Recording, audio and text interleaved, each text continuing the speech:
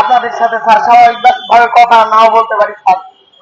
আমার ছোট ভাইটা এখানে স্যার 48 ঘন্টা হয়ে যাইতেছে স্যার, আমার ছোট ভাই না খায় রয়েছে এখানে স্যার।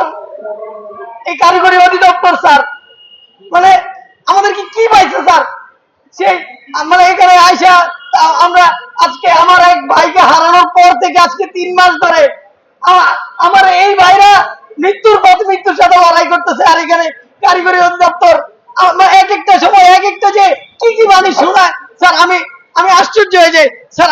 আমরা এখানে আসছি অ্যাকচুয়ালি কোয়ালিটি এডুকেশন নিশ্চিত করতে স্যার। স্যার এখানে বাস অ্যাম্বুলেন্স এর জন্য আসি নাই, এটা আমরা আগেই বলছি স্যার।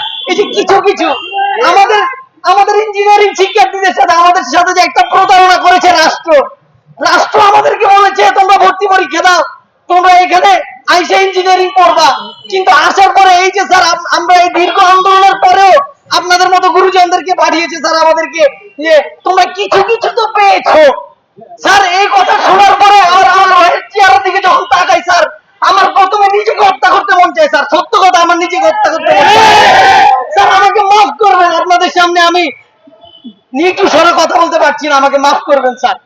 স্যার আমি আমি আমরা এখানে আসছি স্যার, আমাদের সাথে যে রাষ্ট্র আমার মৌলিক অধিকার, আমার যে মানব অধিকারটা দিতে পারে না স্যার, তার বিরুদ্ধে কথা বলতে আসছি। কিন্তু 48 ঘন্টা পরে আমার অথরিটি কারিগরি অধিদপ্তর, যার জন্য যার অধীনে থেকে আমি এইসব মানবাধিকার বঞ্চিত হয়েছি, সে এখন পর্যন্ত আইসে আমাকে এগুলো সলিউশন তো দিতেই পারেনি। আর সলিউশন দিবে কিভাবে স্যার? স্যার একটু আগে আপনি অ্যাড্রেস করলেন 2018 সালের আগে আপনারা যখন ছিলেন না, তখন ইঞ্জিনিয়ারিং কলেজগুলোর কি অবস্থা ছিল? একজন শিক্ষকও ছিল না।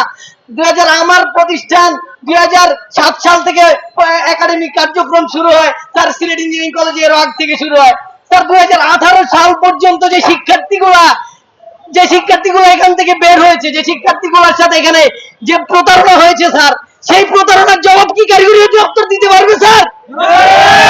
স্যার সেই স্টুডেন্টদের সাথে আপনি বললেন যে 18 সালের আগে এখানে কেউ ছিল না, তাইলে পলিটেকনিক দিয়ে যে বিএসসি শিক্ষার্থীদেরকে এভাবে নাটকের মতো দেশে একটা সার্টিফিকেট দিয়ে ছড়াই দিচ্ছে স্যার, এর কোনো উত্তর কি কারিগরি অধিদপ্তর দিতে পারবে স্যার?